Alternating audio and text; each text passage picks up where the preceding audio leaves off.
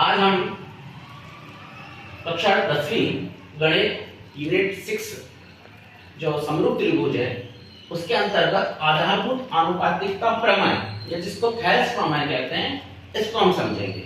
और इसके ऊपर जो है कुछ क्वेश्चन भी बने हुए हैं, उन क्वेश्चनों का अध्ययन भी करना सीखते हैं। सबसे पहले हम देखते हैं कि आधारभूत आनुपातिकता प्रमेय या थेल्स प्रमेय क्या है। आधारभूत आनुपातिकता प्रमेय या थेल्स प्रमेय ये जो है ये कहता है कि यदि हम जो है किसी त्रिभुज की किसी एक भुजा के समांतर एक रेखा खींचे और वो रेखा क्या करे, त्रिभुज की बाकी दो भुजाओं को यदि दो बिंदुओं पर प्रतिच्छेद करे तो वो जो बिंदु होंगे वो बिंदु क्या करेंगे, उन भुजाओं को समान अनुपात में विभाजित करते हैं। हम जो है चित्र समझने की कोशिश करते हैं। जैसे हमारे पास एक त्रिभुज है, ठीक है, त्रिभुज एबीसी हमने इसको नाम दे दिया। अब इस त्रिभुज एबीसी में हमने क्या किया है, ये जो भुजा बीसी है इसके समांतर एक रेखा खींच दी। ये इस रेखा ने क्या किया, बाकी दो भुजाओं को क्रमशः डी और ई बिंदुओं पर प्रतिच्छेद किया। क्या किया हमने, हमारे पास एक त्रिभुज एबीसी था, इस त्रिभुज एबीसी में इस भुजा बीसी के समांतर हमने एक रेखा खींची। इस रेखा ने क्या किया, बाकी दो भुजाओं को क्रमशः डी और ई पर प्रतिच्छेद किया। अब हमारी आधारभूत आनुपातिकता प्रमेय है वो ये कहती है कि ये जो बिंदु होंगे, ये दोनों बिंदु इन भुजाओं को क्या करेंगे, समान अनुपात में विभाजित करेंगे। समान अनुपात में विभाजित करेंगे मतलब क्या हो जाएगा, यहाँ पर AD बटा BB बराबर किसके हो जाएगा, AE बटा EC के। ये हमारी जो है आधारभूत आनुपातिकता प्रमेय है। एक बार वो कथन में बोल रहा हूं तो उसके बाद मैं लिखता हूं, आप लोगों को उसको कथन को याद करना है।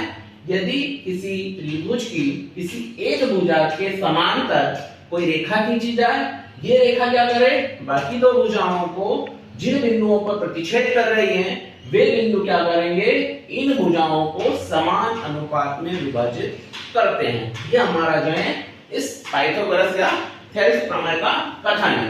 अब मैं यहाँ पे कथन लिख रहा हूं, आप लोग इसको कथन को अच्छे से याद करना है, इसको समझना है। आधारभूत आनुपातिकता प्रमेय जो है उसका जो कथन है, किसी त्रिभुज की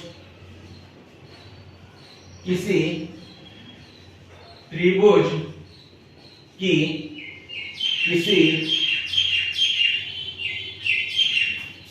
एक भुजा के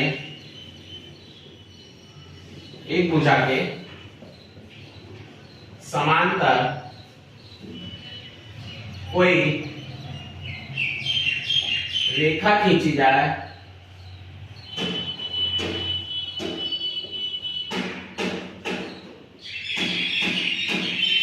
जो त्रिभुज की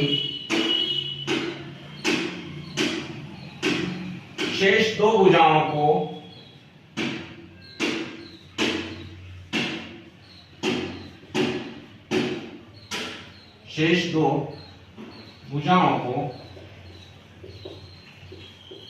जिन दो बिंदुओं पर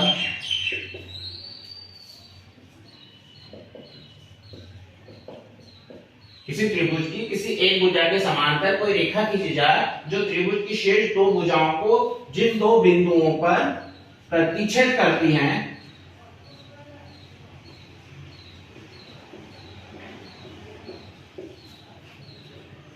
वे बिंदु क्या करेंगे, वे बिंदु उन भुजाओं को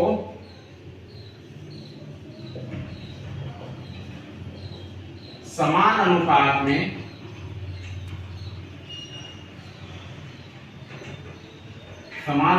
में विभाजित